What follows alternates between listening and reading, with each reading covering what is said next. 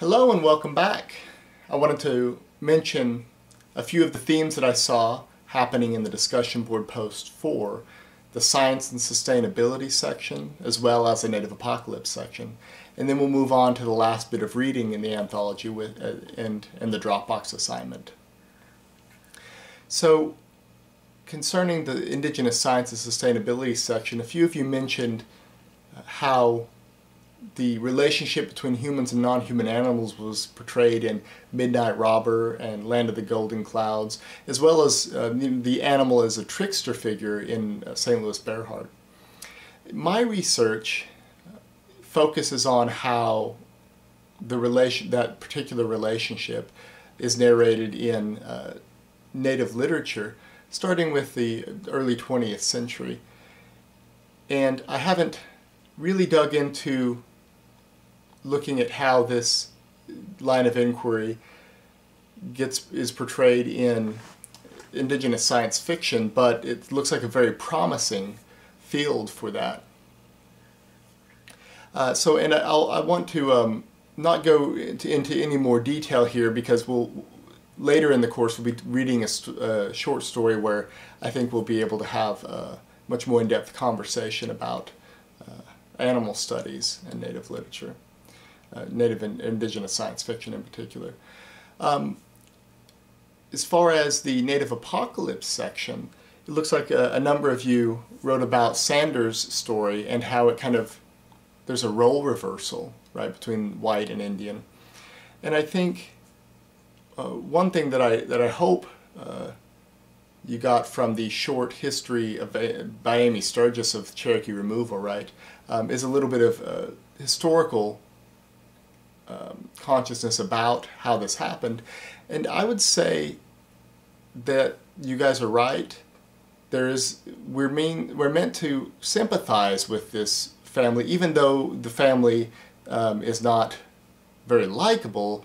They're put in a sympathetic situation, right? I mean, the little girl can be accepted, but so I would say that it parallels the early 1800s where the citizens of Georgia were pushing into the Cherokee Nation, right, and what eventually led to Cherokee removal. Mike had mentioned, had an interesting analysis of different types of reservations being represented in different stories. And he posted a video which really focuses on the Pine Ridge Reservation, right? When we think of a very impoverished or poor reservation, Pine Ridge is what normally is shown. I think it's worth noting, though, that there are many types of reservations. The Pequot Reservation, for instance, is not very impoverished. The Pequots are a small tribe with a lot of money, and so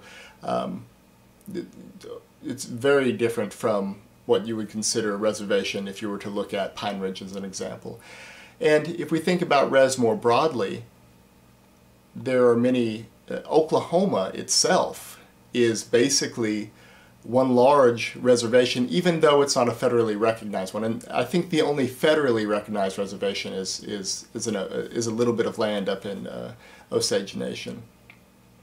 But I would draw your attention to the differences in the type of reservations, right, throughout the country.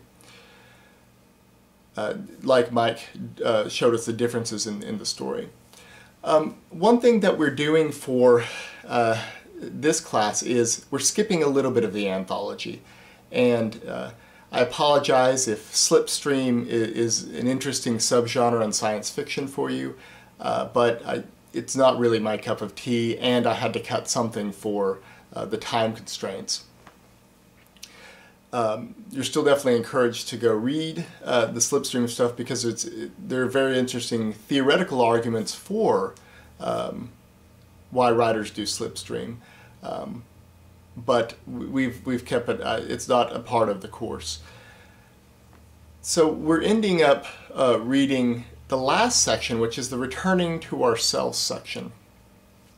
And for me, this section is the least cohesive It might be that I don't understand Anishinaabe, and if I understood the word and the context, maybe I would have a better appreciation for this section or subgenre that Dylan gives us. But I think she's even aware that this last section is very broad. But genres themselves are not fixed, stable things. And to back up my point, I'm drawing on a work by Carl Friedman called Critical Theory in Science Fiction, in which he uses the theory of Russian formalist literary theorist Mikhail Bakhtin to explain that, we form genres around particular generic tendencies, right? So there isn't a clear-cut line between one genre and the other. Like this class, we're reading Native American literature, but we're also reading science fiction. So those two genres are crossing there. There's not a clear line between them. But for these subgenres, I would say that's the same, and I think Dylan does a good job of pointing out where the genres don't necessarily hold firmly.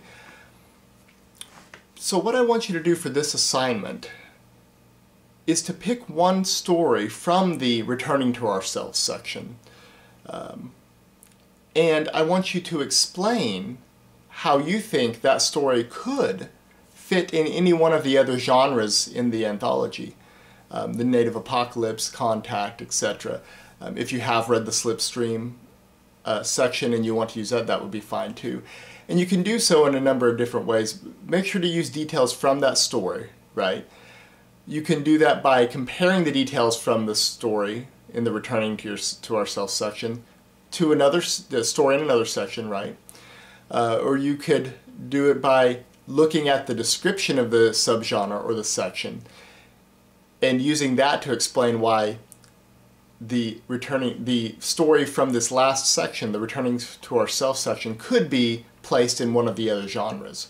So it's a little bit of an unorthodox assignment for your Dropbox assignment here, but I think it's a helpful thing to think about genres and their fluidity rather than their being stable.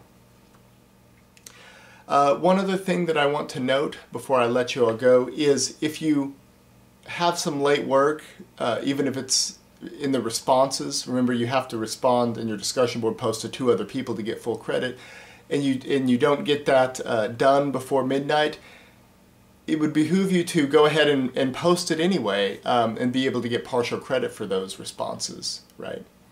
All right. If you have any questions or concerns, feel free to email me. Dropbox assignment is due on Friday, 11:59 p.m. Central Standard Time, and I will see you all next time.